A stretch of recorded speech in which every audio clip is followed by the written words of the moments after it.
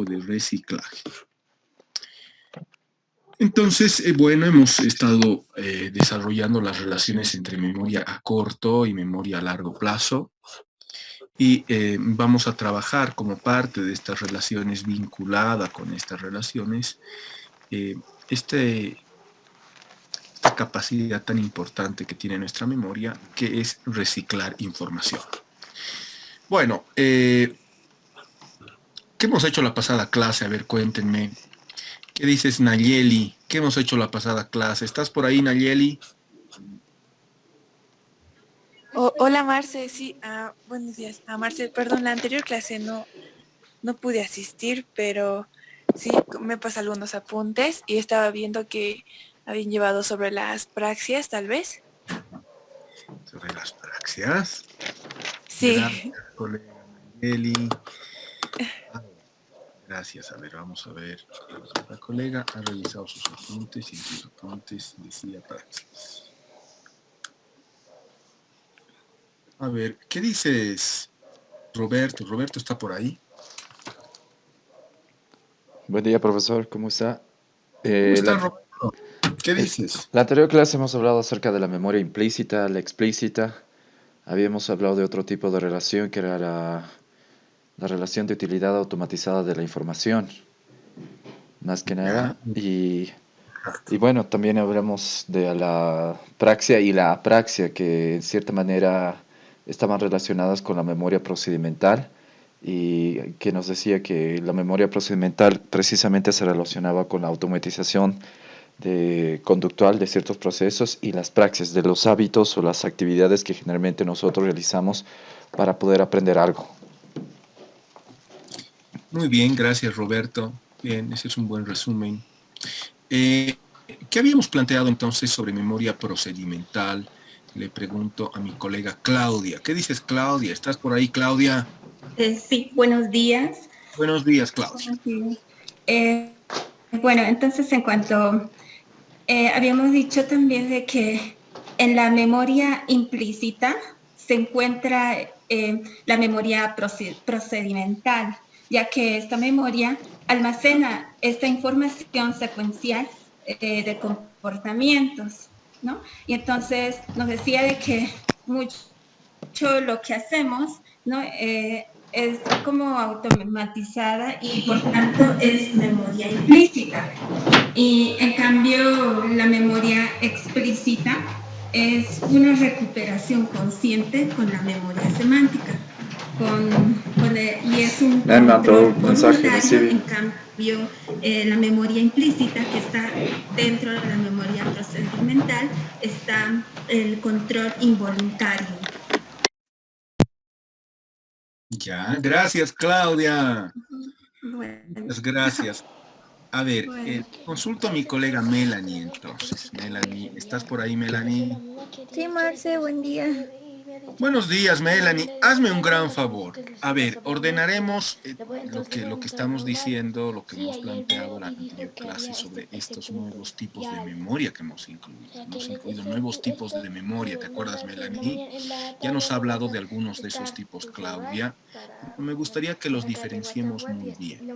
Entonces, ¿qué tipo de vínculo hemos establecido? A ver, la memoria declarativa y no declarativa, memoria implícita y explícita, ¿qué tienen que ver con la memoria procedimental? ¿Me puedes explicar? Sí, Marce. O sea, primero habíamos hablado de la memoria declarativa y no declarativa. Ya, Y, o sea, habíamos dicho que la memoria declarativa primero hace referencia a este tipo de información que almacenamos y que, o sea, que podemos expresar por medio del lenguaje, digamos. Y la memoria no declarativa es aquella que no vas a poder expresar mediante palabras necesariamente. Entonces, habíamos dicho que, o sea, cuando automatizamos una información, digamos, una praxia, eh, esta se almacena en la memoria procedimental y que muchas veces se almacena también en la memoria no declarativa, ¿no? O sea, esta información que no puedes decir, expresar en, en palabras. Ajá. Entonces, la memoria no declarativa, eh, o sea, almacena una gran cantidad de información em, que no, o sea, para expresarla, digamos, en palabras de forma, no de forma clara y que se relaciona con ciertas praxias, digamos, o conductas conductas automatizadas. Ya. Gracias, gracias, Melanie. Eh, ¿Lo ha logrado Melanie? Le pregunto a mi colega Diego Paz. ¿Ha quedado claro lo que ha planteado la Melanie? ¿Qué dices, Diego? Bastante claro. Claro y ¿Cómo conciso. sería? Perdón, Diego, te escucho. Claro, claro y conciso. Dice. Muy bien. Le pregunto entonces a mi colega Diego Paz. Diego, ¿qué relación existe entre memoria implícita y memoria no declarativa? ¿Existe alguna relación? La relación podría ser los procesos automatizados. ¿Puede ser? Explícame eso, ¿cómo es eso? Porque hacemos uso de procesos procedimentales, los cuales no son declarativos. No, no quiero hablar macanas, Marcelo. Estoy ahorita improvisando con las definiciones que están dando. Dale, querido. ¿Alguien me puede explicar? Creo que Claudia y Melanie ya han planteado elementos muy importantes, muy valiosos. ¿Qué relación existe entonces entre memoria declarativa, memoria explícita, memoria no declarativa, memoria implícita y memoria procedimental? ¿Alguien me podría hacer un resumen de cómo se relacionan? No sé, ¿qué dice, por ejemplo, mi colega Agustín? ¿Qué dices, Agustín? Así que tal, buenos días. ¿Cómo te va, Agustín? Pues, la verdad estoy hablando con los puros conceptos. No podría hacer la relación. Ya, pero desde los conceptos, ¿qué podrías decir? Es que la memoria implícita, o sea, agregando, que la memoria implícita es almacenamiento no voluntario que recupera información involuntaria de manera consciente. Y la memoria explícita es un almacenamiento voluntario que recupera información voluntaria y consciente. Esto puede ser de tipo lingüística. Ya. Eso. Ok, gracias, Agustín. ¿Se podría decir algo más sobre estas relaciones, colega? ¿Está la Nicole por ahí? No sé si estará la Nicole. Nicole Severich, ¿está mi colega Severich por ahí? ¿Qué dices, Sí, Nicole? em, creo que se puede hacer como que la conexión diciendo que la memoria declarativa y la explícita se relacionan más con la memoria semántica y episódica, mientras la memoria declarativa y la implícita están más, están relacionados más con la procedimental porque son las encargadas de, o sea, recuperar y almacenar información em, más práctica y que llegue a la automatización. No sé si está bien. Ya, ya. Es interesante lo que están diciendo porque me da idea de cuán bien se está fijando la información, se está consolidando la información en relación a estos tipos de memoria, ¿no? Gracias, Nicole. Bueno, a ver,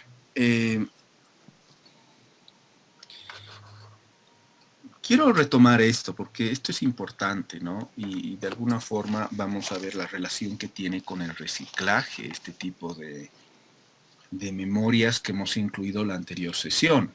No se olviden, colegas queridos, y quiero mostrar ahora la pizarra. Justamente estábamos trabajando en la pizarra. Vamos al Open Board. Bien.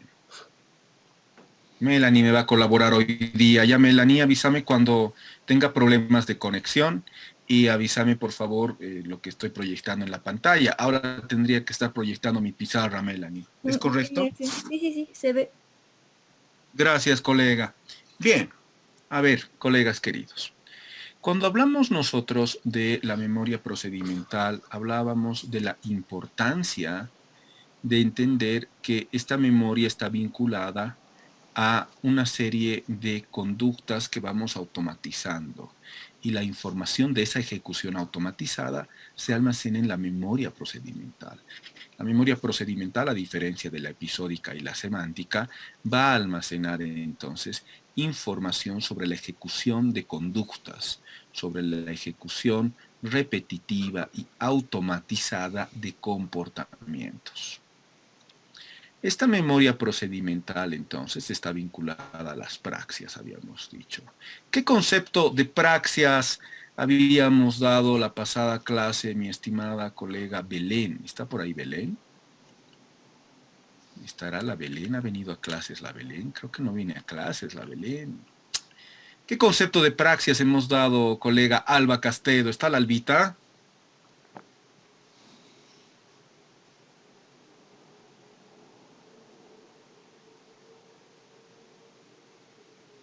Marce, sí, perdón. ¿Qué dices, Alba? ¿Qué concepto hemos dado de praxia? Bueno, creo que dijimos que las praxias son todas, esos son los tipos de habilidades, ¿no? Que adquirimos cuando estamos realizando alguna actividad. Es como que realizar un gesto hacia alguna emoción o también cómo manejamos ciertos objetos. También creo que dijimos que hay muchas praxias, es decir, faciales, de comportamiento. ¿Está bien? Ya, gracias, Alba. Vamos por ahí. ¿Qué dices, Claudia? Eso. ¿Cuál sería el concepto que tú tienes de praxia? Gracias, Albita. Bueno, también de pronto complementando lo que decía nuestra compañera, sí, ¿no? En cuanto que se vincula a objetos que son almacenados. Entonces, tal vez ahí yo podría complementar almacenados, se podría decir a la memoria procedimental, en la memoria procedimental, que ya que utilizamos praxias, ¿no? Ya un poco decía nuestra compañera, incluso nos daba el ejemplo usted cuando nos vestimos, nos organizamos y eso, ¿no? También es el resultado, lo que ya acaba de decir también, entonces es el resultado de los comportamientos automatizados. Eso, y incluso nos hablaba un poco de la apraxia, tanto de la apraxia y de la apraxia. Y sobre la apraxia, un poco, pues nos explicó de que es como esa incapacidad de la realidad. Por ejemplo, al realizar los movimientos, aquellos movimientos motores que nosotros vamos haciendo, ¿no? Entonces nos decía que eso es apraxia. Gracias, Claudia. Mi colega Agustín Cervantes me puede dar el concepto de praxia. ¿Qué hemos dicho de praxia, Agustín? A ver, la praxia es una habilidad motora adquirida que tiene relación con los objetos que vamos a utilizar. De nuevo, por favor, Agustín. Es una habilidad motora adquirida que va a tener relación con los objetos que vamos a utilizar. Ok, está bien, está bien. Adriana quería decir algo, creo. No, yo Marce. Ah, Nayeli, ¿qué dices, Nayeli? Estaba viendo y habían quedado en que las praxias son habilidades motoras adquiridas. Tal vez en otras palabras son movimientos organizados que realizamos para llevar a cabo o alcanzar un objetivo. Muy bien, muchas gracias, colega Nayeli. Bien, colegas queridos, no se olviden que estos comportamientos automatizados entonces terminan volviéndose praxias. ¿no? Y las praxias son estas habilidades motoras concretas, definidas a partir de la automatización conductual, que normalmente, como ustedes bien han dicho, están dirigidas a objetos concretos. Por ejemplo, dábamos el ejemplo específico de una serie de comportamientos que nosotros hemos automatizado y que son relevantes al momento de el uso de un determinado objeto. Dábamos el ejemplo concreto entonces de el ejecutar la guitarra, tocar la guitarra, hace referencia a una serie de praxias, de ejecuciones concretas que realizamos, de habilidades de ejecución motora vinculadas a una automatización conductual. Es decir, las praxias se logran una vez que hemos logrado automatizar una serie de conductas. Tanto las praxias como estas conductas automatizadas que las constituyen a las praxias, se almacenan en la memoria procedimental. No se olviden de eso. Ahora bien, en ese contexto, ¿qué papel juega la memoria declarativa y no declarativa, la memoria implícita y la memoria explícita? Bueno, cuando hablamos de la memoria declarativa y no declarativa, nos estamos comenzando a referir a tipos de memoria que incluyen información que puede ser explicitada a través del lenguaje o no explicitada a través del lenguaje. Ahí claramente entran también en juego la memoria implícita y la memoria explícita. Bueno, la memoria declarativa, sin embargo, hace referencia a una a una cualidad de la información que puede ser o no puesta en términos lingüísticos. Memoria declarativa, la información puede ser puesta en términos lingüísticos, puede ser expresada en términos lingüísticos. Y memoria no declarativa, la información no puede ser puesta en términos lingüísticos. Pero hay información claramente ahí. Recuerden muy bien que dábamos el ejemplo nuevamente del tocar, por ejemplo, piano o tocar guitarra. Almacenamos gran cantidad de información para hacer bien algún tipo de ejecución, el tocar guitarra o el tocar piano o el tocar cualquier instrumento. Almacenamos información automatizada conductual que no necesariamente puede ponerse específicamente en palabras.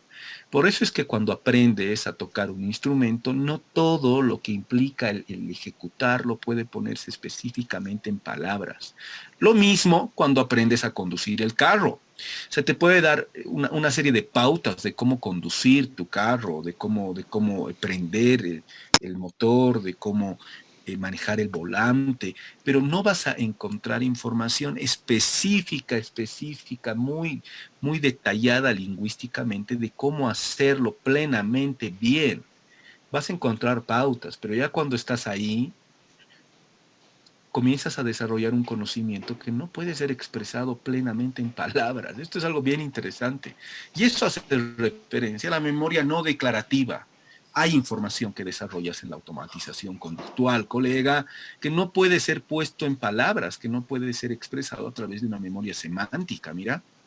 Ahí entra en juego también entonces la memoria semántica. Todo lo que es memoria declarativa, que puede ser expresado en palabras, activa memoria semántica. Pero lo que no, la información que no puede ser expresada en términos lingüísticos, activa memoria no declarativa. Hemos estudiado mucho los teóricos cognitivos, la memoria no declarativa, y te llevarías muchas sorpresas, colega, porque tú me puedes decir, Marcelo, entonces esa información que no puede volverse lenguaje, ¿qué es? ¿Qué es? O sea, ¿cómo se graba esa información? Es una cosa alucinante lo que hemos descubierto acá. ¿Sabes? A ver, te pongo el ejemplo. No sé si la mayor parte de ustedes conduce, deben tener alguna... A ver, estoy apagando mi micrófono sin querer. Ok, ahí estoy.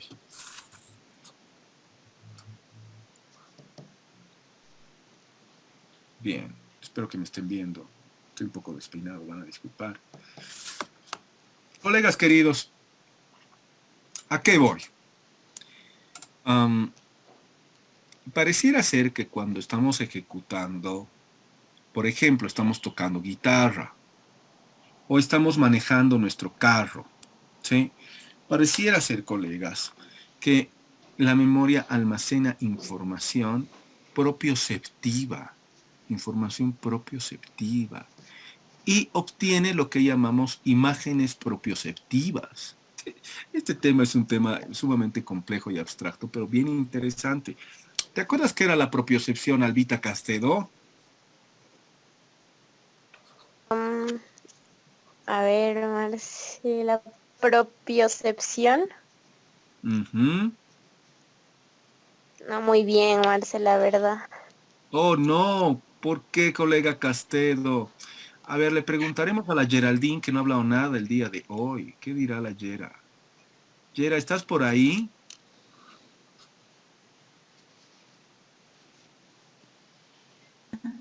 Sí. Gera, ¿qué era la propiocepción? ¿Te acuerdas? Eh, Creo que tenía que ver algo como que en el sentido de la posición de los músculos o algo así. Bien, bien, Gera, bien, vamos, estamos cerca, Gera, querida.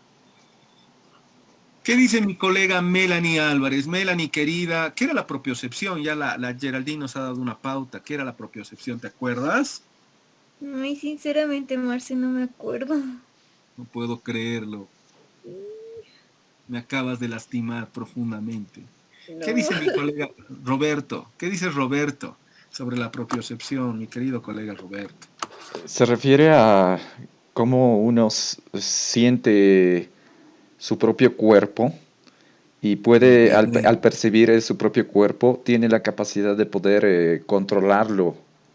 De tal manera, los gimnastas imagino que utilizan mucho esto porque ellos tienen capacidad de posicionar su cuerpo, sus músculos, toda la parte de su cuerpo como ellos deseen para un propósito, para una finalidad. Ya, muy bien, Roberto. Bueno, precisamos entonces. Gracias, Roberto. No se olviden que la propiocepción, colegas, es un sentido. Es uno de nuestros sentidos, y cuando digo sentidos, tenemos que volver a lo que ya hemos visto en la función cognitiva sensación. ¿Sí? La propiocepción se refiere a la información sensorial que procesamos en relación a el movimiento y la posición de nuestro cuerpo a partir de información muy concreta que el sistema somático obtiene del lugar que ocupan nuestras distintas extremidades y partes del cuerpo en distintas circunstancias. La propiocepción tiene que ver, no te olvides, con toda esta información obtenida desde las cápsulas articulares y desde la inervación muscular.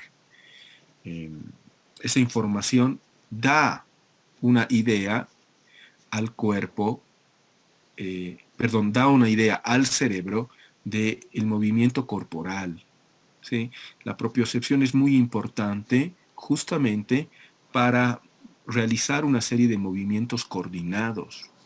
Y estos movimientos coordinados tienen mucho que ver, por ejemplo, con el comportamiento automatizado del que estamos hablando. Tienen mucho que ver con las praxias. Mira cómo estamos vinculando praxia, comportamiento automatizado, memoria procedimental y, claro, fundamental, propiocepción. Qué importante la propiocepción. ¿Qué tipo de información entonces almacena, decíamos, colegas queridos? ¿Qué tipo de información almacena la memoria procedimental?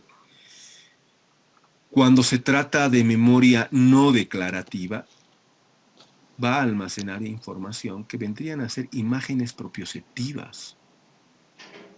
Imagínate, nuestra memoria comienza a almacenar información sobre la posición concreta que tenemos que tener en cada movimiento, tanto a nivel de los ángulos articulares como a nivel de las tensiones musculares concretas que nos ayuden a ejecutar un determinado comportamiento.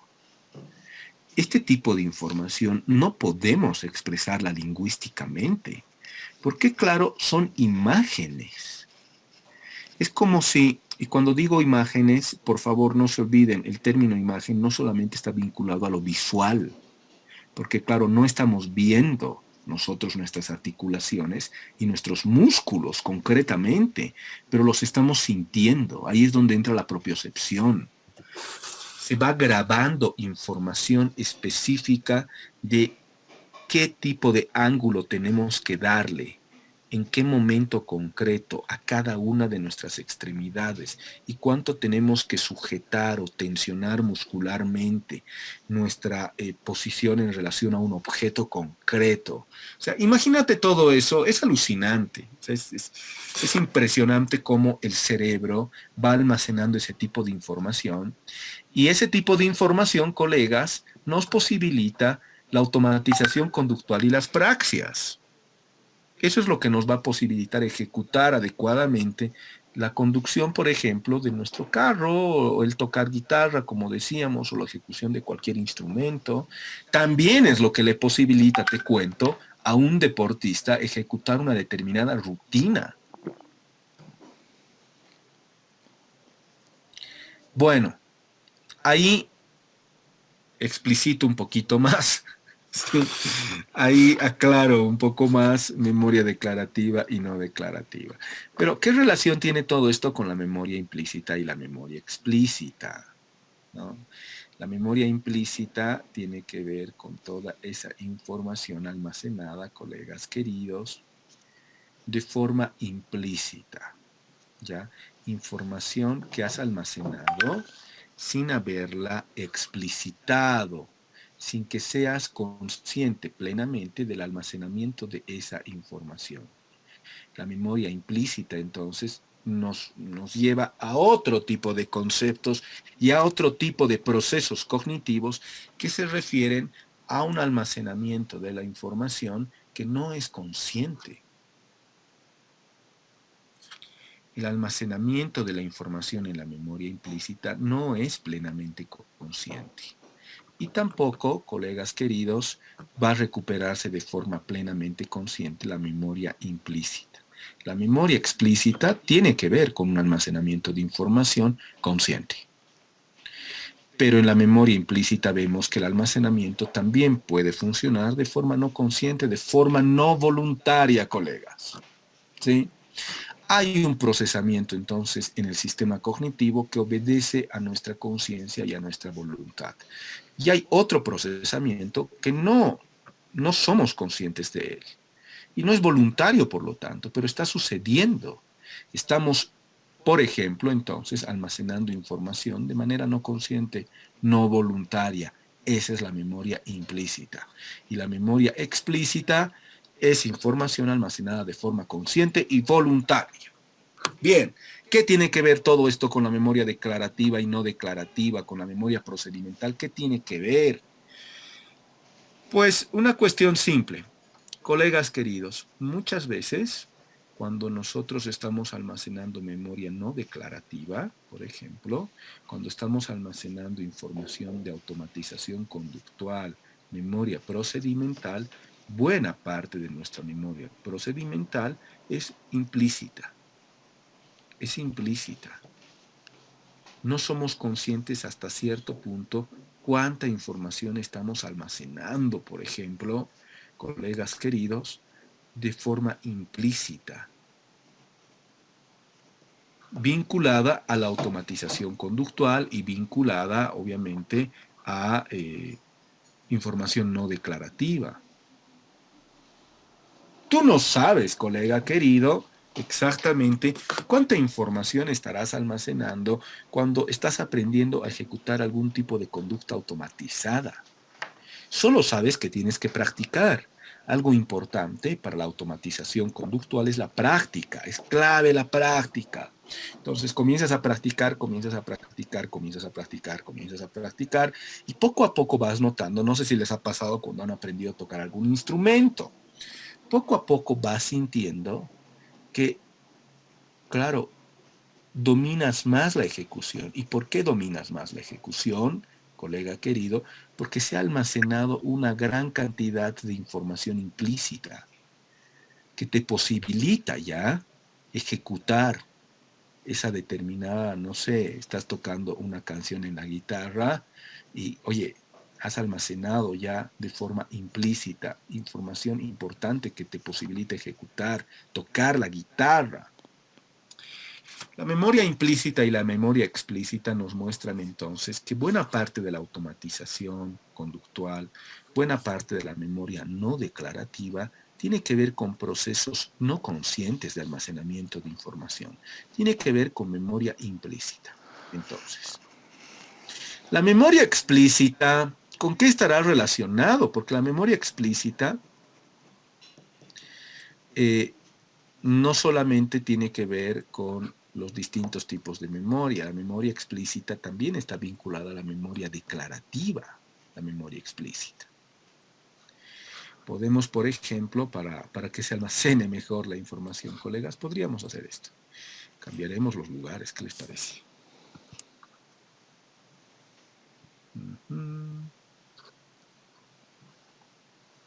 Ya, creo que ahora sí.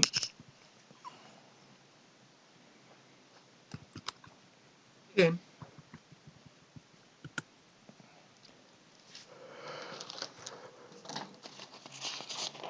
Para ser más correctos, la explícita tiene que ver con la declarativa, entonces. Todo lo que se puede declarar tiene que ver con un almacenamiento hasta cierto punto explícito. Y todo lo que no se puede declarar tiene que ver hasta cierto punto con un almacenamiento implícito. ¿Sí? Pero la memoria explícita, decía, colegas queridos, también va a tener que ver, por ejemplo, con la memoria semántica. Hasta cierto punto, colega querido, en toda esta teorización sobre la memoria que estamos haciendo, espero que no te estés aburriendo, aunque de repente ya te estás aburriendo.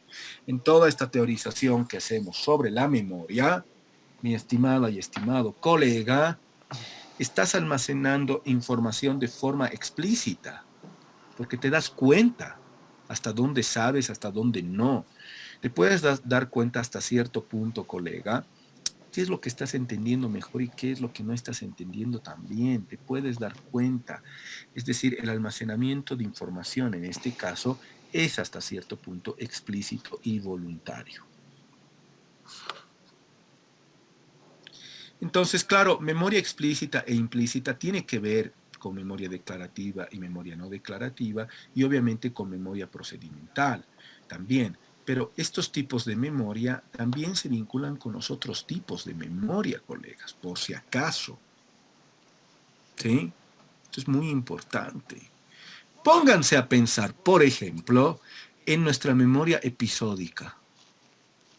Nuestra memoria episódica hasta cierto punto es explícita. Pero también hay parte de nuestra memoria episódica que es implícita. ¿Te acuerdas qué era la memoria episódica, colega Nicole Severich?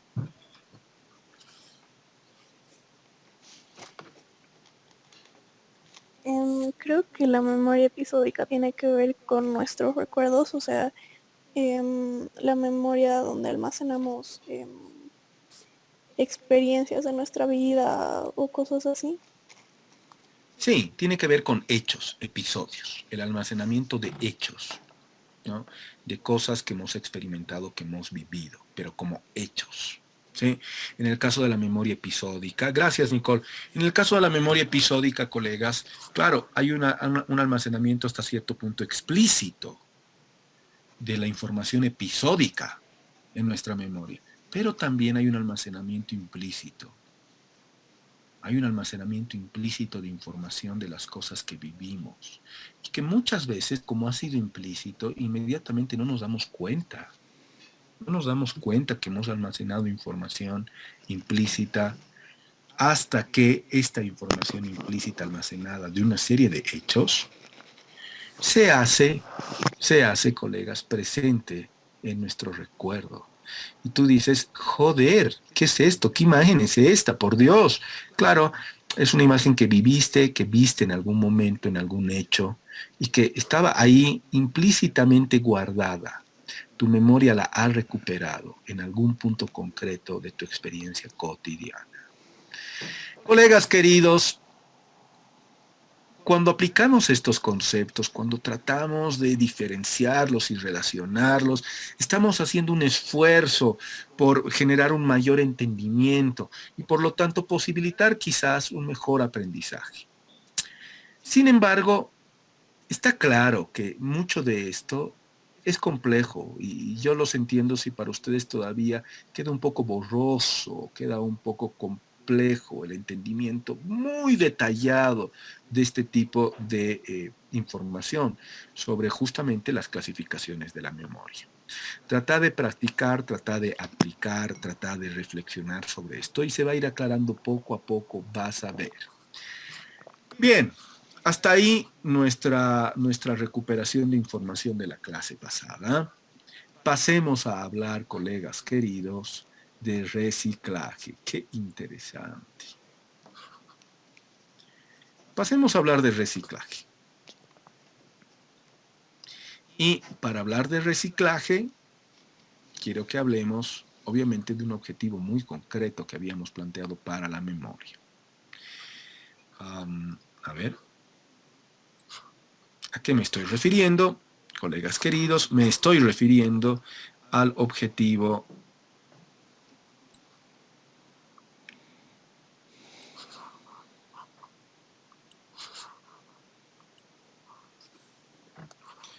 ¿Qué objetivos habíamos puesto para la memoria? ¿Te acuerdas, Diego Paz? ¿Qué objetivos para la memoria? Sí, ¿qué objetivos cumple la memoria, Diego?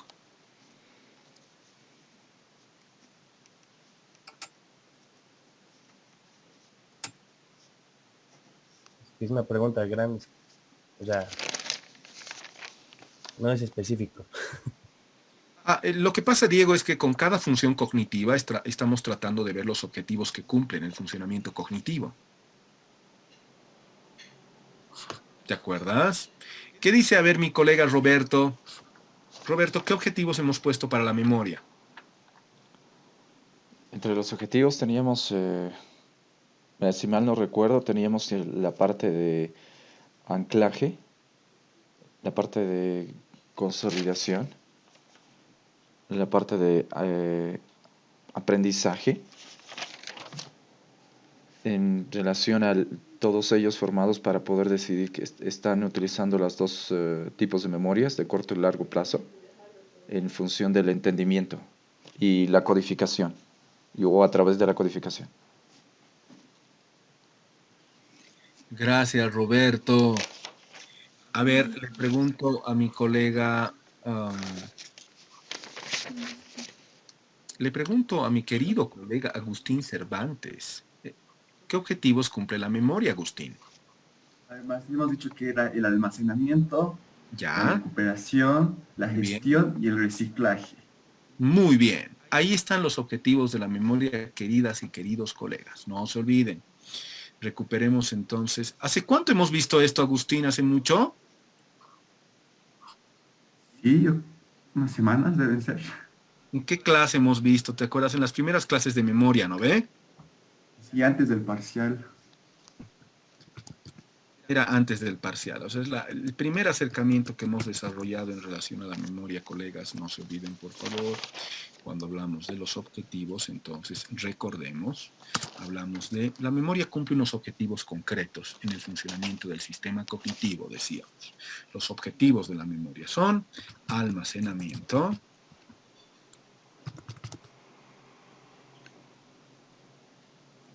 recuperación, no te olvides, colega, gestión, porque claro, acordate, por gestión nos estamos refiriendo a la memoria es la que maneja, administra la información del sistema cognitivo en realidad. ¿Sí? Es la que está administrando la información almacenada en el sistema cognitivo. Por eso uno de sus objetivos es la gestión. Y reciclaje.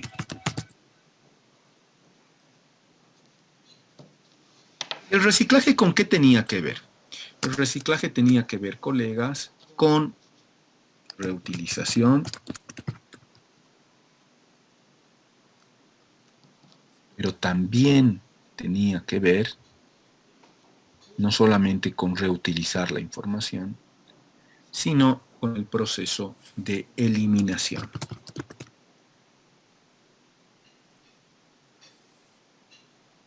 Claro, porque cuando reciclamos vemos lo que sirve y lo que no sirve, no te olvides. A eso se refiere el reciclaje. Reutilizamos, vemos qué sirve y lo reutilizamos, y vemos qué no sirve, lo eliminamos. ¿Sí? El proceso de reciclaje muchas veces lo entendemos solamente como el reutilizar, pero también el reciclaje pasa por entender qué puede servir y qué no puede servir. Y lo que no sirve entonces lo eliminamos, colegas. Bien. El reciclaje está muy vinculado también a un concepto que hemos trabajado muy al inicio de la clase, muy al inicio del tema memoria, que es el concepto, no te olvides, de olvido. Vamos a ponerlo aquí.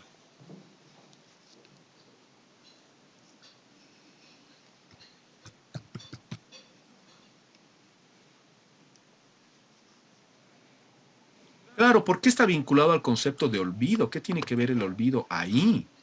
No te olvides, colega, por favor, que, claro, mucho de nuestro olvido, de lo que olvidamos, de lo que ya no podemos recordar, tiene que ver con el proceso de eliminación de información. El olvido está vinculado a información que ha sido eliminada. Nos hemos olvidado, claro, nos hemos olvidado, ¿por qué? Porque hemos eliminado la información. Y ahí es donde quiero retomar esta idea, una idea que hemos trabajado hace varias sesiones ya. Estamos tomando muchas sesiones a la memoria. Espero que entiendan por qué, espero que se den cuenta por qué.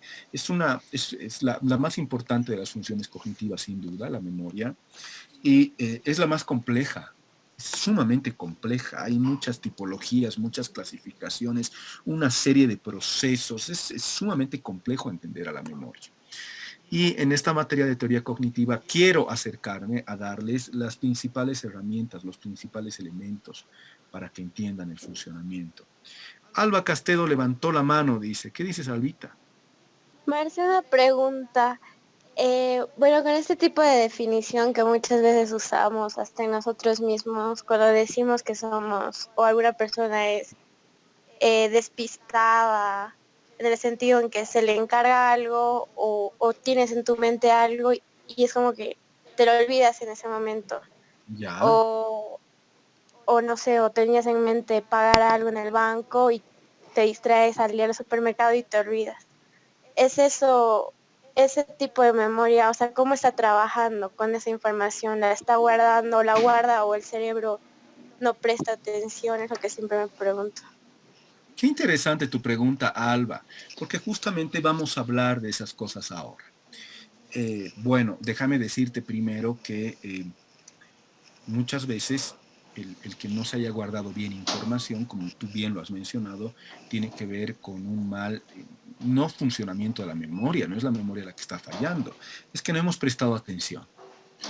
Y al no haber prestado atención no ha habido calidad de procesamiento, entonces el almacenamiento no ha generado, ¿qué no ha generado, Alba? No ha generado pues consolidación, no se ha consolidado esa información. Miren el papel tan importante que juega ahí la atención, ¿no? Y a veces podemos creer que es un fallo de nuestra memoria, que nosotros habíamos almacenado esa información, y ¿no? No, en realidad es que nosotros no hemos prestado atención, es decir, no le hemos dado buenas condiciones de almacenamiento. Le damos buenas condiciones de almacenamiento a buena parte de la información que almacenamos, Albita, cuando atendemos, sin duda alguna cuando atendemos. Si no atendemos, no estamos dando condiciones de almacenamiento adecuado de información. ¿Te he respondido, Alba? Sí, Marce, gracias.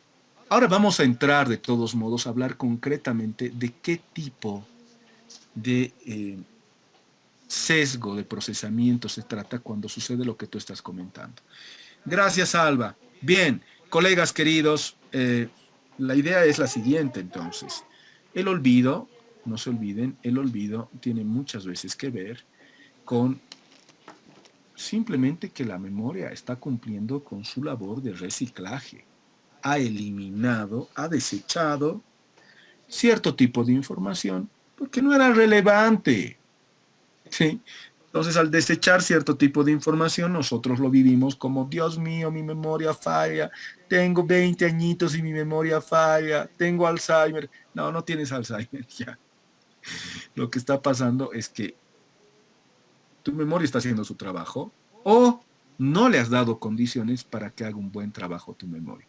Vamos a entrar a ver eso ahora mismo, ¿ya?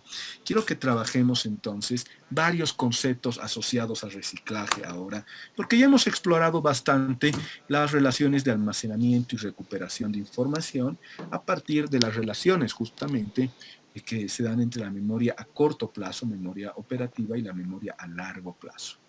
No te olvides el concepto de memoria operativa, working memory, y la memoria a largo plazo te ayudan a establecer relaciones sobre cómo se dan el almacenamiento y la recuperación de información. Bien.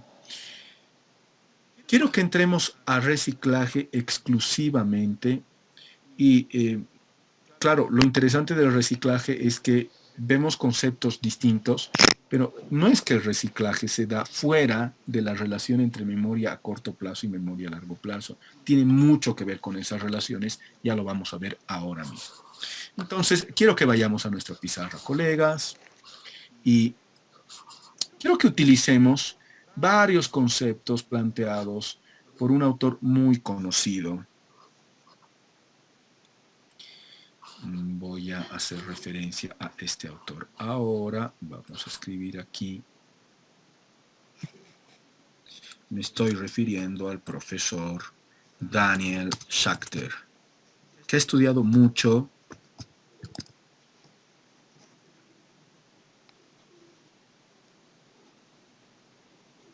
lo que él va a llamar los pecados de la memoria. Tiene un libro fabuloso el profesor Schachter, que es ya todo una, ¿sabes qué? Es todo un clásico en el estudio de los procesos de reciclaje. ¿Sí? Los pecados de la memoria es una forma de acercarse a entender lo que llamaremos las fallas de la memoria.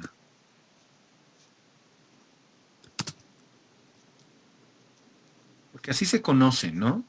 Las fallas de la memoria o los fallos de la memoria, así se conoce en la cultura popular. Mucho de lo que en realidad, colegas queridos, no es otra cosa que reciclaje. Entonces, entraremos a hablar de estos conceptos a partir de las propuestas teóricas que ha hecho el profesor Daniel Schachter, psicólogo de la Universidad de Harvard, uno de los principales investigadores en el campo de los procesos de reutilización, eliminación, olvido, ¿sí? Uno de los principales investigadores. Bueno, el profesor Schachter ha sido también director de la carrera de psicología en Harvard. Es una eminencia, uno de los neurocientíficos cognitivos más reconocidos. Bien, ¿qué es lo que nos va a proponer? Nos propone, a partir de este concepto de los pecados de la memoria, nos propone 7, él va a mencionar 7 pecados de la memoria, así les llama. ¿Sí? Y obviamente, insisto, cuando habla de estos pecados de la memoria, está utilizando una terminología de la cultura popular para difundir este conocimiento. La cultura popular habla de fallos de la memoria, él dice los 7 pecados de la memoria, y en realidad acá vamos a analizar una serie de procesos que tienen que ver con la reutilización, con la eliminación y con el olvido. Estamos hablando de reciclaje. Por un lado, este autor nos propone que habrían lo que él denomina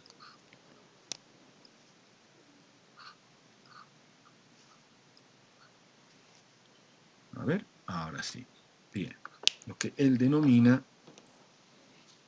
los pecados de omisión.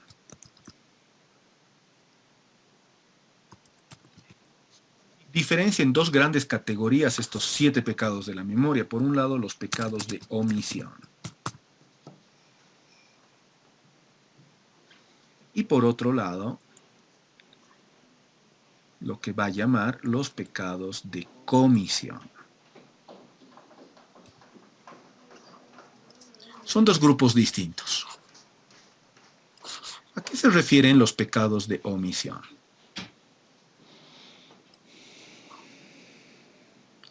Los pecados de omisión, colegas queridos, se refieren a lo siguiente. Normalmente son el resultado del fracaso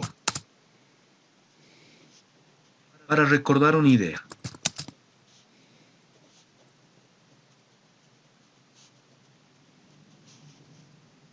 Un hecho, un evento.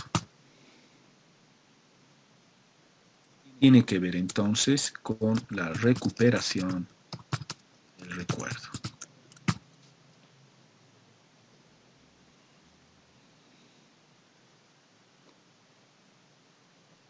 Estos son los llamados pecados de omisión. ¿Qué vendrían a ser los pecados de comisión? Vamos a verlos uno por uno en detalle para desarrollar la teoría del profesor Schachter. Los pecados de comisión. Los pecados de comisión, colegas, tienen que ver con diferentes tipos de distorsión. Ha pasado. Ok. Ha saltado mi pizarra. Diferentes tipos de distorsión.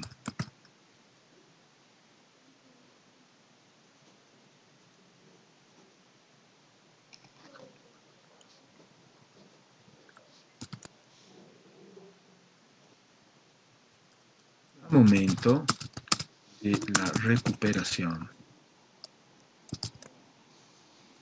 Información.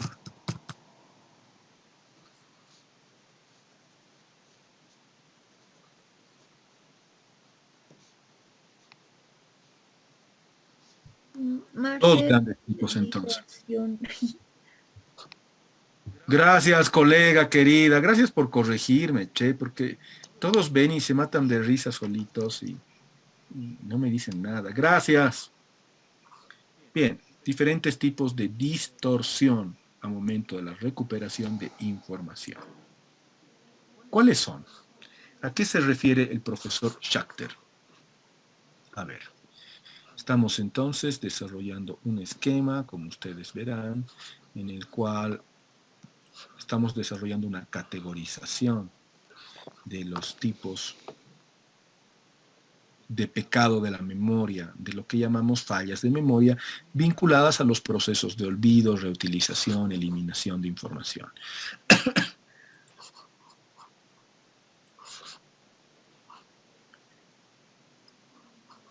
Estos dos grandes tipos, entonces, colegas queridos, se dividen en varios casos concretos.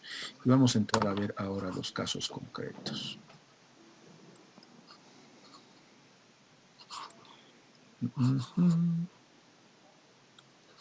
Bien, comenzaremos por los pecados de omisión.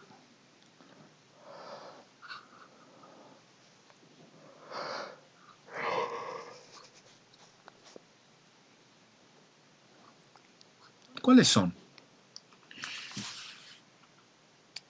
Los cito ahora. Por un lado, en los pecados de omisión, tenemos lo que se llama... Buen día. La fugacidad, transitoriedad. Por un lado, fugacidad o transitoriedad.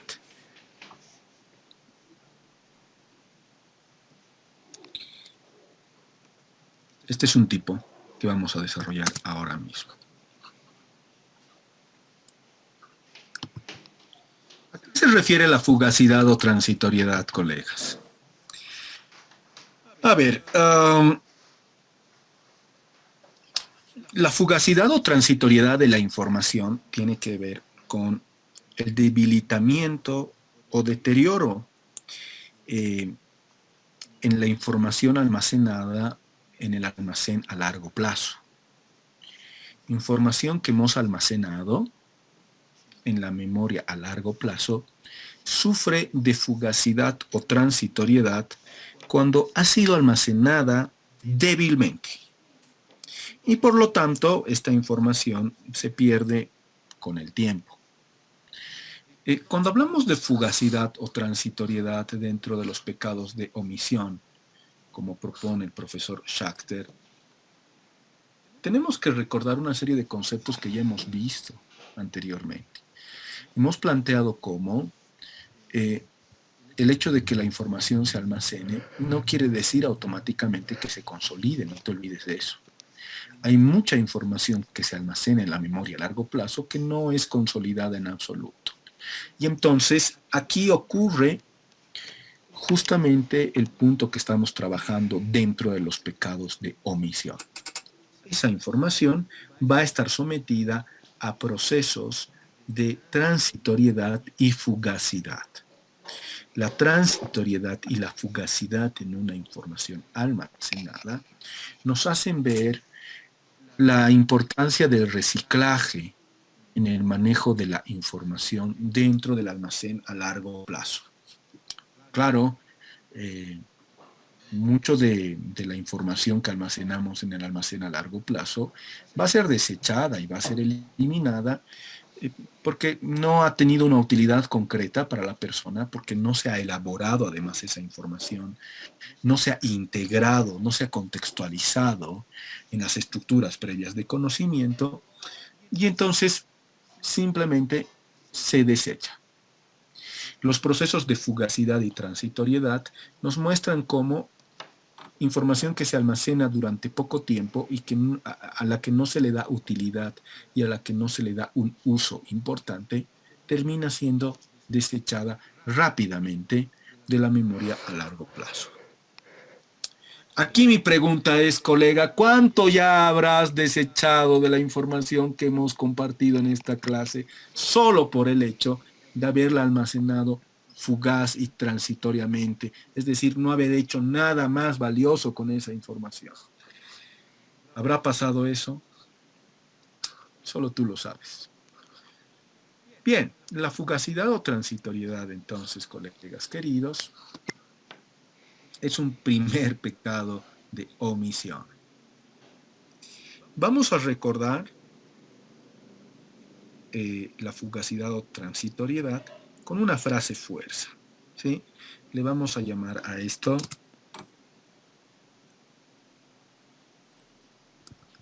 vamos a conceptualizarlo así, vamos a llamarle debilitamiento de la información almacenada con el paso del tiempo.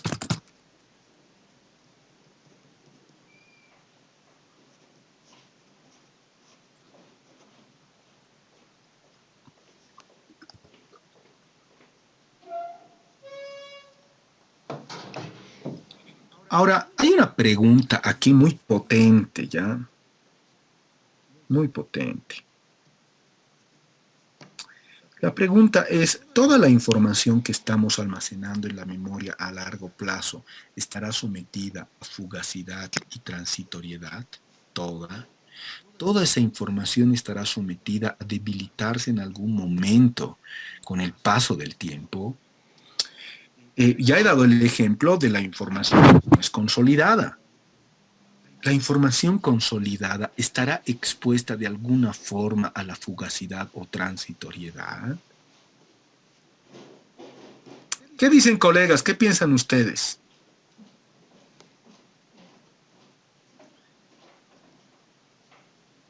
Le pregunto a mi colega, por ejemplo, Agustín Cervantes, ¿qué piensas? ¿Tú crees, Agustín, que puede estar sometida a la fugacidad o transitoriedad también la información que ha sido consolidada? A ver, vos como psicopedagogo, querido, ¿qué dices? Yo creo que sí, porque en cierto momento tal vez esa información ya no la utilicemos, se debilite. Muy bien, muy buen razonamiento, Agustín, muy buen razonamiento. Así es, justamente. Colegas queridos, este tipo de proceso de omisión planteado por Schachter afecta principalmente a la información que hemos almacenado débilmente, ¿sí? Es la información más débil, que va a estar más expuesta, va a ser más vulnerable a la fugacidad o transitoriedad, sí. Pero, la información consolidada también está expuesta a debilitarse con el paso del tiempo. Y como bien lo ha dicho Agustín, claro, va a ser su trabajo de reciclaje la memoria. Si al final esa información, por mucho que la hayamos consolidado, no la utilizamos, no le damos un uso, esa información tarde o temprano se va a debilitar y se va a eliminar a través de los procesos de reciclaje de la memoria. Esto es importante, muy importante. Ok, hay un proceso bien interesante que se asocia con la transitoriedad y que muchas veces, este proceso es sumamente interesante, colegas, muchas veces no se hace evidente y por eso me parece importante a mí, como estamos viendo en detalle la memoria, me parece muy importante vincular a esta transitoriedad lo que llamamos interferencia. Muchas veces esta transitoriedad tiene que ver con otro concepto central en las teorías cognitivas del funcionamiento de la memoria. Vamos a subir esto así. Listo, ahí tenemos nuestra pizarra limpia, libre para esto que estamos llevando. Y acá quiero hablarles de la interferencia, que es una cosa alucinante. A ver. Ya. ¿Qué tiene que ver la interferencia, colegas? ¿Qué tipos de interferencia estarán vinculados a la transitoriedad? Bueno, hay dos tipos de interferencia en la recuperación de información que participan de la transitoriedad. Esto es algo bien interesante. Un tipo de interferencia que llamaremos la interferencia proactiva.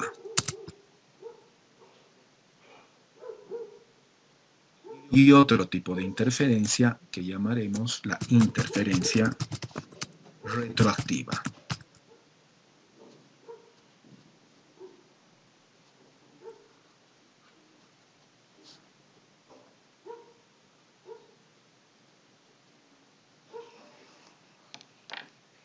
Hablamos de interferencia proactiva, colegas queridos, cuando la información antigua de alguna forma inhibe nuestra capacidad de recordar información nueva.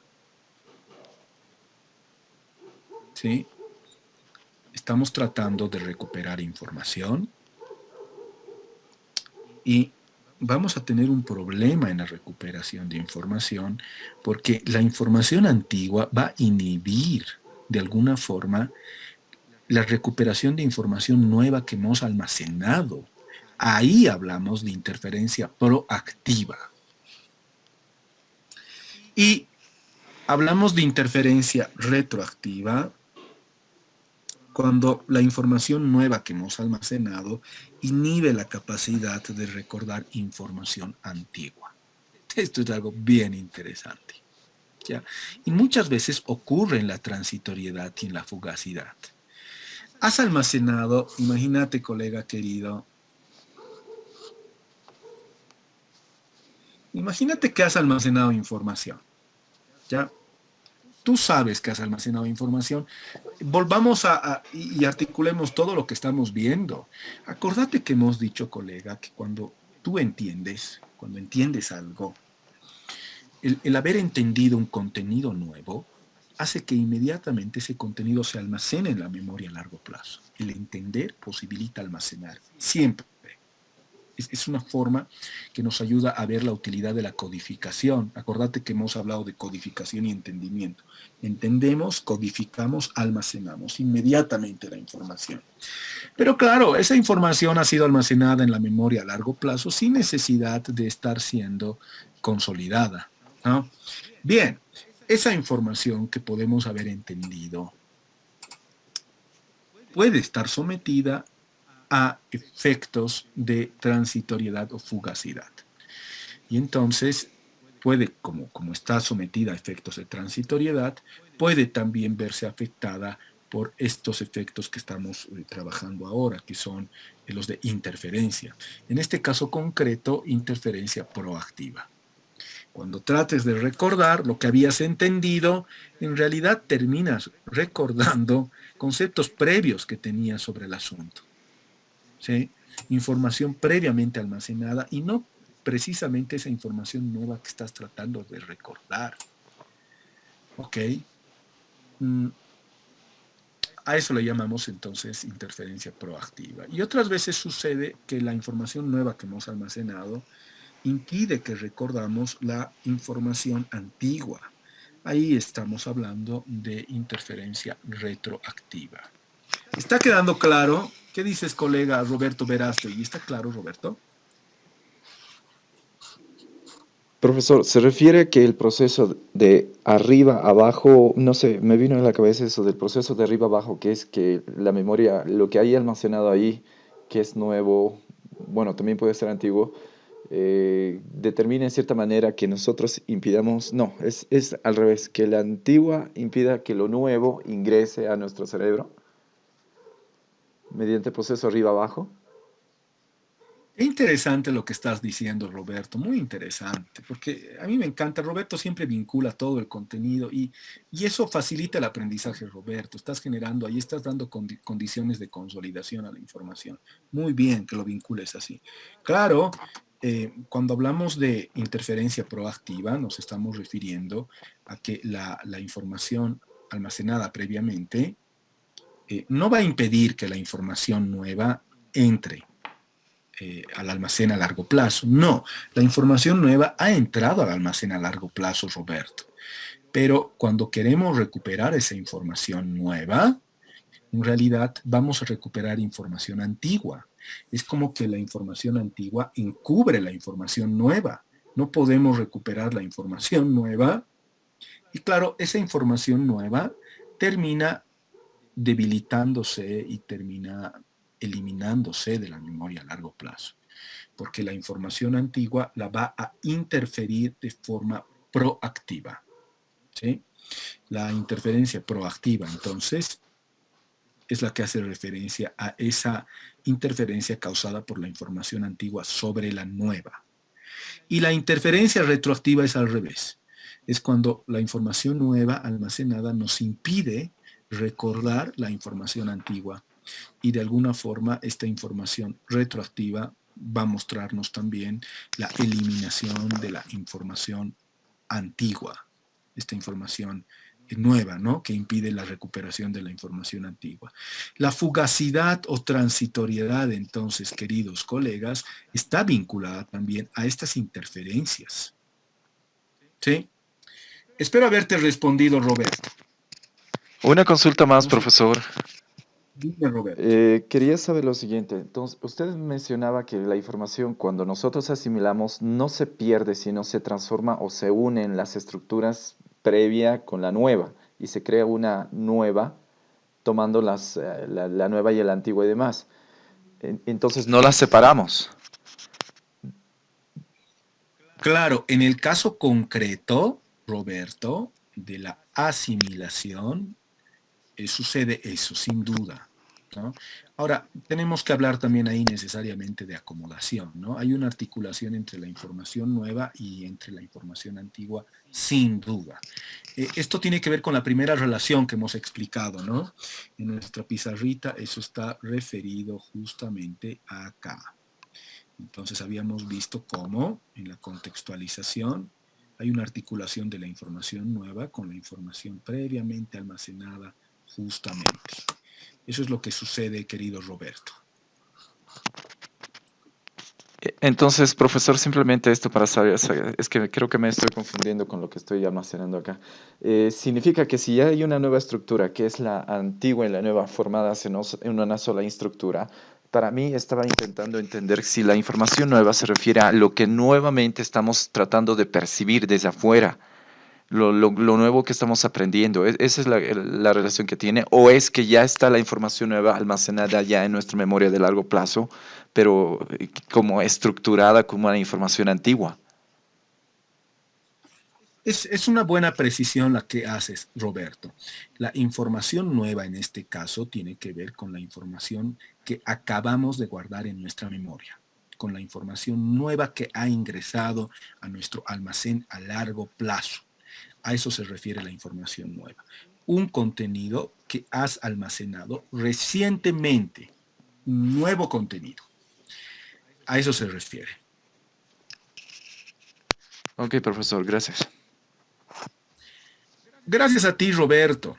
Bien, teniendo estos tipos de interferencia vinculados a este proceso de fugacidad o transitoriedad dentro de los pecados de omisión propuestos por Schachter, me gustaría desarrollar ahora un elemento más dentro de esta categoría.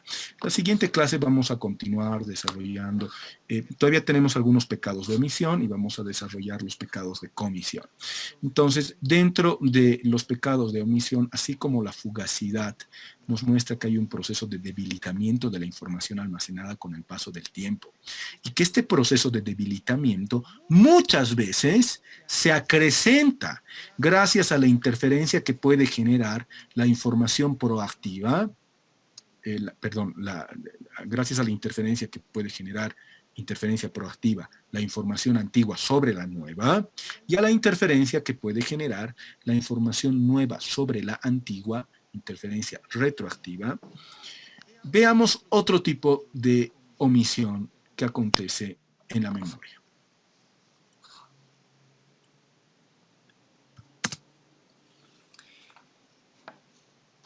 A este pecado de omisión se le llama el pecado de distensión mental.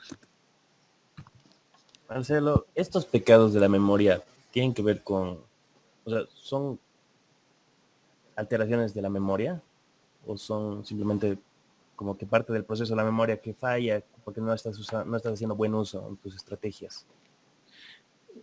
Qué buena pregunta, Diego. Qué buena pregunta. No son alteraciones. No son alteraciones. Todos estos procesos que Schachter menciona como los 7 pecados de la memoria, son todos ellos procesos vinculados, Diego, al objetivo del reciclaje.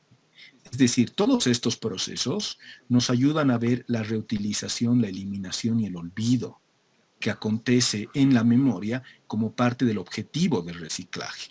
En la cultura popular esto es visto como fallo de memoria, como error de memoria, pero ya sabemos que muchas veces ocurre simplemente como parte de un objetivo de reciclaje. No, gracias. ¿Te he respondido? ¿Sí, Diego? Sí, completamente. Muy bien. Ok, la distensión mental. ¿A qué se refiere la distensión mental, colegas? Pues bueno, justamente a lo que Alvita nos planteaba en su pregunta anterior.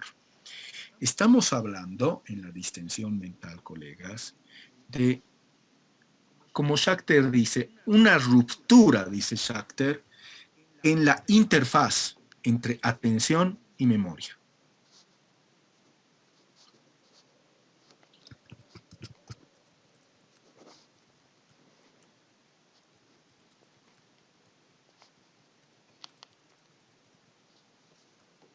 Les voy a compartir ya el libro de Schachter, que es un libro, cabrón.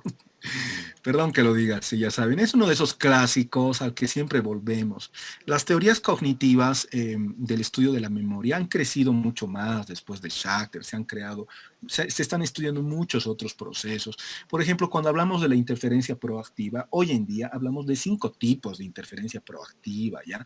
O sea, se ha abundado mucho más en la teoría cognitiva, pero casualmente no ha sido contrastada negativamente su teoría. En realidad, la teoría de Schachter de los pecados de la memoria ha sido ampliada. Es decir, no ha sido refutada en la mayor parte, digamos, su teoría. Es una teoría muy consistente porque se ha basado en años y años de observación de funcionamiento de la memoria, en mucha investigación. Entonces, a mí me parece interesante que se lean este libro porque si lees esto vas a entender mucho de la teoría contemporánea sobre la memoria. Bien, ok. Hablamos de distensión mental, ruptura en la interfaz de la atención y la memoria. Y con esto vamos a cerrar la clase, no se preocupen, colegas. Son esto que la gente vive cotidianamente como errores de la memoria por estar distraídos. Por ejemplo, no sé si te ha pasado que, oye, vas a salir de tu casa y dices, ¿dónde está mi llave? ¿Dónde está mi llave? ¿Dónde está mi llave? Si la había puesto acá. Oye, y comienzas a reñir a todos en tu casa, ¿no? Claro, cuando podíamos salir de casa, ya, cuando no estábamos en cuarentena, y llegabas a tu casa y, oye, dejabas tus llaves en algún lugar y 30 minutos después tenías que volver a salir. Entonces, protestabas y decías, ¿dónde están mis llaves? ¿Quién ha movido mis llaves? No, nadie ha movido tus llaves. Ahí tenemos un ejemplo claro de cómo cuando no prestamos atención a un determinado evento, a una determinada información, esa información no es almacenada correctamente, ¿sí? Esa información, entonces, no puede ser recuperada porque no ha sido almacenada correctamente. Si no has prestado atención, ¿cómo vas a recuperar información que no ha sido procesada con calidad de procesamiento? Ahí vemos esto que Schachter llama ruptura en la interfaz atención y memoria. ¿Quieres recordar algo que no has almacenado bien? Yo te pido, por favor, colega, no le exijas a tu memoria que recupere información que no has almacenado bien. No has podido almacenar adecuadamente esa información porque no has atendido. Aquí vemos en el pecado de distensión mental, también conocido como la falta de atención en el almacenamiento de información, por si acaso. En el pecado de distensión mental claramente vemos como si la atención no acompaña el trabajo de la memoria, en realidad la información no va a ser almacenada adecuadamente. Y al no ser almacenada adecuadamente, no va a poder ser recuperada. Bien, en este pecado, entonces, colegas queridos, lo que sucede es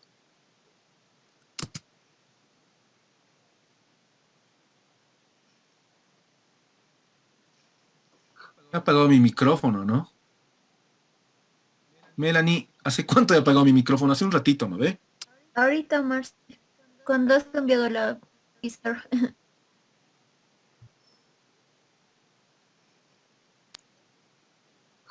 Qué raro, se está apagando mi micrófono así solito, les cuento, porque en realidad yo no he apretado. Hay algún problemita aquí. Bien. Melanie, me avisa si me corto de repente y no se escucha, por favor, porque se está apagando el micrófono extrañamente.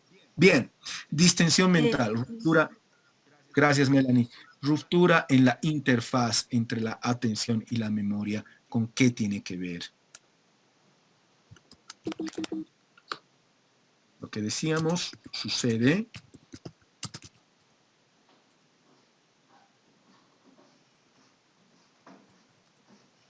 cuando existe una falta de atención.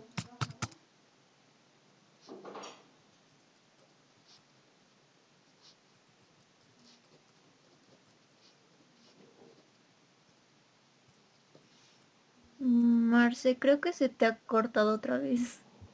Gracias, Melanie. Dale. Sucede cuando existe una falta de atención en el almacenamiento de información que impedirá la recuperación adecuada de esa información.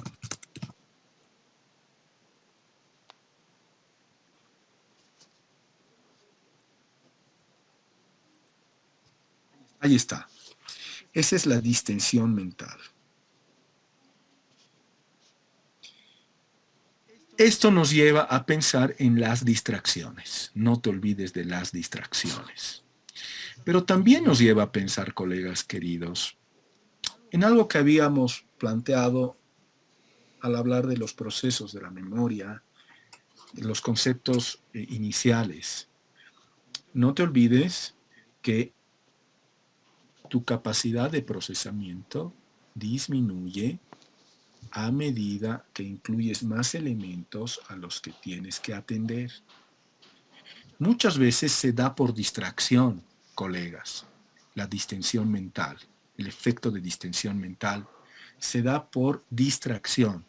Sí, pero otras veces, y muchas veces, créeme, no se da por distracción, se da por excesiva amplitud y divisibilidad atencional. Aquí te pido que vincules estos otros procesos que hemos visto en la atención cuando hablábamos de los conceptos iniciales, asociados, etc. Divisibilidad y amplitud atencional están vinculados entonces también a distensión mental. Esa información no va a poder ser almacenada adecuadamente porque estás ampliando demasiado y estás disminuyendo la calidad de procesamiento atencional. Vinculamos entonces distintos elementos y encontramos que todo cuadra. Colegas queridos, hasta ahí mi clase de hoy. Hasta ahí, ya no los alargaré más. Claudia, ¿quieres decir algo? Se te está escuchando. Disculpe. Sí. ¿Qué dices? En cuanto a lo que acaba de explicar, también entonces podemos decir, en cuanto a si no tenemos una atención focalizada, entonces esto se refiere realmente, pasa esto cuando realmente no tenemos una atención focalizada, por tanto se tiene una atención dividida, ¿verdad? Y esto sucede, esta atención que tenemos, esta atención dividida que podemos tener, entonces es porque lo que usted decía es como que se atiende a más de una fuente, o sea, muchas cosas, ¿no es cierto? Y la información, por tanto, seleccionada o que se quiere seleccionar es imperfecta, o sea, no se va a lograr consolidar. Y también es como esa atención limitada que podemos tener y por tanto se puede realizar un esfuerzo, o sea, podemos tener un esfuerzo mental, pero de pronto a veces no podemos recordar y de pronto sí, ¿no? Muy bien, Claudia, muy cierto, muy bien dicho. Yo me atrevería a hacer el siguiente resumen a partir de lo que has planteado, que me parece muy bien planteado. La excesiva amplitud del foco atencional que genera una alta divisibilidad, no te olvides, disminuye la calidad de procesamiento. Y al disminuir la calidad de procesamiento, genera distensión mental.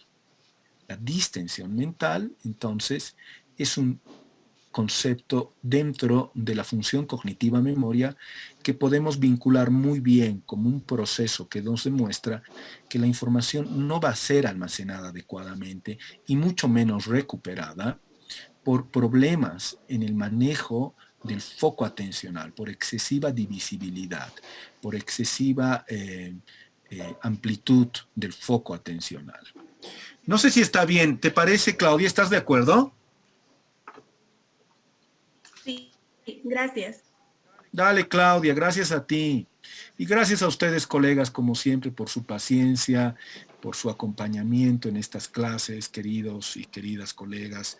Se ha acabado la clase, nos vemos el viernes, colegas. Retomamos entonces reciclaje. Estamos entrando a procesos muy detallados del funcionamiento de la memoria. Espero que te esté sirviendo y te esté gustando. Lo espero, querida y querido colega. Nos vemos el viernes, colegas. ¡Suerte!